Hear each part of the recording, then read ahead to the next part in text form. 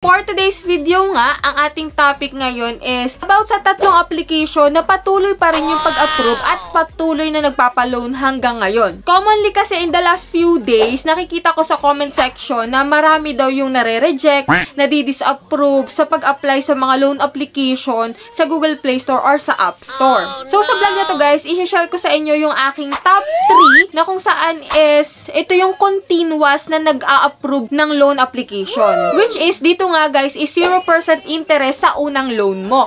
Ang pwede mong ma-loan dito guys is from 1,000 pesos to 20,000 up to 50,000 pesos yung pinaka-maximum loan amount dito sa tatlong babagitin ko na loan application. And if you're interested sa topic na to, so let's get to the topic na agad guys.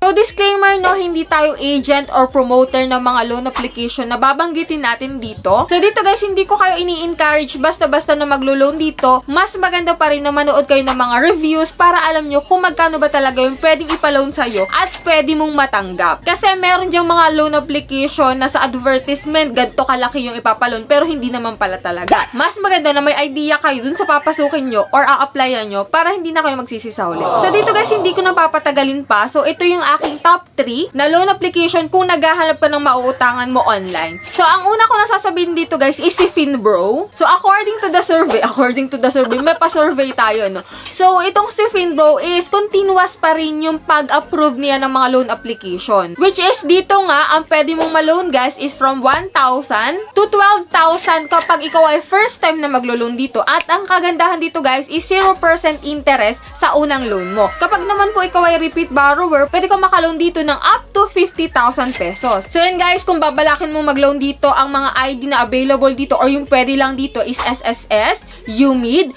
driver license, and passport. Yun lang po yung apat na pwede dito guys, no? And bibigyan ko kayo ng idea kung magkano yung na-loan ko nung first time ko na mag-loan dito kay Finbro. So that time, 2,000 pesos yung na-approve na loan amount sa akin. And then after 30 days guys, kasi 1 month to pay naman to, 3,057 yung total amount to repay ko. Yan, sa mga nakapag-loan na dito kay Finbro, kindly share your experience and kung magkano yung na-loan nyo para magkaroon ng idea yung mga bago palang maglo-loan. And then next na natin guys si Cash Express. Yes, tama po kayo ng narinig. Si Cash Express po ay patuloy pa rin yung pag-approve ng mga loan application. Pero dito guys, sasabihin ko sa inyo na manood muna kayo ng mga reviews about dito kay Cash Express para magkaroon kayo ng mas malawakan pang idea. Kasi dito marami ding complain about kay Cash Express. Pero kung nagbabala ka naman mag-loan dito, ang pwede mong ma-loan dito is from 1,000 to 20,000 pesos yung pinaka-maximum loan amount. Pero kapag po ikaw ay first time, 1,000 to 10,000 pesos lang yung limit nila. And then 7 days to 14 days lang to guys, no? And then sabihin ko na rin guys sa inyo na ito ay from 7 days to 14 days lang yung bayaran,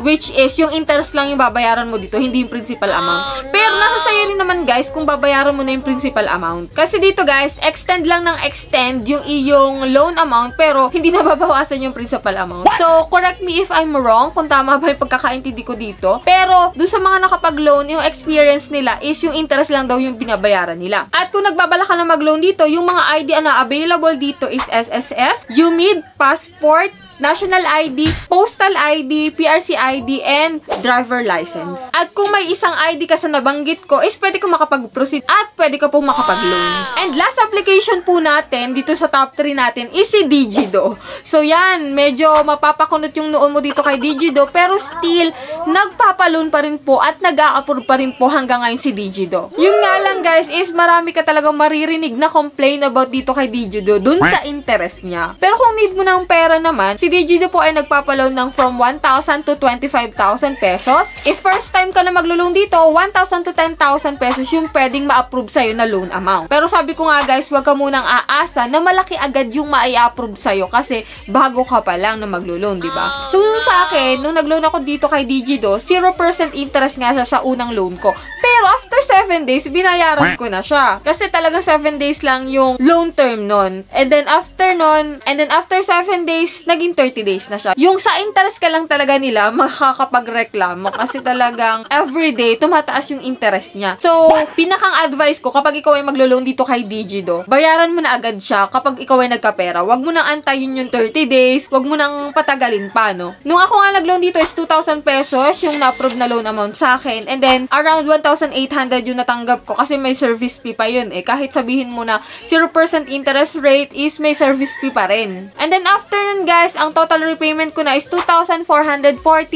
pesos. So, yun, medyo sa interest lang talaga dito ka mapapakunat ang noo kay Digido, no? Pero kung ikaw ay interested, ito yung mga list ng ID na pwede, passport, driver license, UMID, SSS, and TIN. No? Pwede siya sa bank or sa Buwana Luhulier, guys, no? So, yan lang guys yung aking top 3 na 0% sa unang loan mo. Pero hindi naman talaga yung 0% interest na buo mo makukuha. Kasi may service fee pa dyan na ibabayad, no? So, dito guys, yan yung mga tatlong loan application na still continuous yung pagpapautang at patuloy sa pag-approve ng mga loan application. So, yan guys, kung ikaw ay nakapag-loan na dito, i-share mo naman yung experience mo dyan sa comment section para magkaroon ng idea and awareness yung mga bago pa lang maglo-loan sa mga loan application na to. So, yan lang guys yung vlog natin for today. Sa mga may katanungan, comment nyo lang dyan at ating babasahin yan. At sa mga hindi pa po nakasubscribe sa aking YouTube channel, kindly click the subscribe button at hit mo na rin guys yung notification bell para updated ka sa mga utangan serye natin and sa other vlog pa natin. So, see you on my next vlog.